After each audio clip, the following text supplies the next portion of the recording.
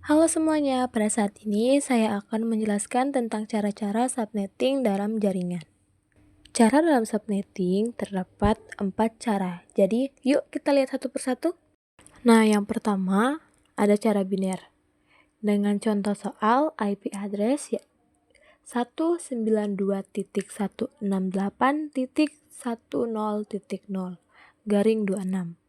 Nah, penyelesaiannya yang pertama garing 26 berarti 26 bit digunakan untuk network SAT dan subnet. Karena kelas C defaultnya garing 24, maka bit yang dipinjam untuk subnetting adalah 26 kurang 24 sama dengan 2 bit. Nah, jadi 2 bit itu adalah jumlah bit yang dipinjam. Maka 2 pangkat 2 sama dengan 4 subnet. Jadi jumlah host per subnet yang pertama jumlah bit host sama dengan 32 kurang 26 sama dengan 6 bit. Sedangkan jumlah host per subnet adalah 2 kurang 2 sama dengan 2 pangkat 6 kurang 2 sama dengan 64 kurang 2, yaitu sama dengan 62 host. Nah, untuk subnet yang valid, host pertama dan host terakhir subnet ketiga dan juga alamat broadcast subnet ketiga kita akan bisa menentukannya pada cara block increment yang akan selanjutnya saya bahas. Nah, sekarang cara kedua yaitu cara block. Yang pertama, kita sudah mengetahui bahwa jumlah subnetnya 4 dan jumlah host per subnet yaitu 62 host yang kita sudah cari pada cara yang pertama. Untuk subnet yang valid, subnet maksimal dalam notasi desimal adalah 255.255.255.192 didapatkan dari angka 1 atau oktet sebanyak 62 oktet. Untuk block size sama dengan 256 kurang 192 sama dengan 64.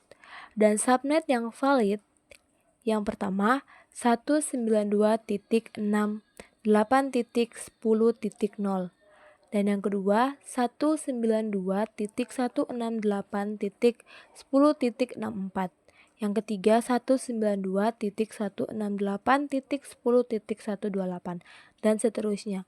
Kenapa seperti itu? Karena subnet yang valid itu kelipatan 64 dari hasil block size 256 kurang 192. Jadi, host pertama dan host terakhir subnet ketiga, yaitu subnet ketiga adalah 192.168.10.128 dan host pertama yaitu 192.168.10.128 plus 1 yang hasilnya yaitu 192.168.10.129. Untuk broadcast address untuk hasil subnet ketiga adalah 192.168.10.191. Host terakhir yaitu 192.168.10.191 kurang 1 yaitu sama dengan 192.168.10.190. Dan untuk alamat broadcast subnet ketiga 192.168.10.128 adalah 192.168.10.191 dan itu adalah untuk cara block yang kedua. Dan sekarang kita masuk ke cara host dan cara pinjam bits. Nah, untuk cara yang ketiga dan keempat itu sudah sama atau persis dengan cara ke-1 dan kedua. Untuk cara host bit sudah hampir sama dan mirip-mirip dengan cara yang kedua, yaitu cara block.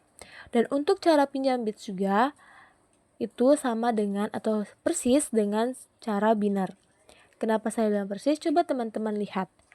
Cara yang pertama atau cara biner dengan cara pinjam bits, saya sudah menulis di mana saya menuliskan jumlah bit yang dipinjam, yaitu 26 kurang 24 sama dengan 2 bits. Itu terdapat juga pada cara pinjam bits dan cara biner. Begitupun sebaliknya, cara host bit dan cara block, mereka juga mirip-mirip. Teman-teman bisa perhatikan dan bisa lihat tentang penjelasan saya, juga memperhatikan foto-foto atau gambar-gambar yang sudah saya cantumkan dalam video ini. Sekian penjelasan dari saya. Terima kasih. Sampai jumpa lagi di video selanjutnya.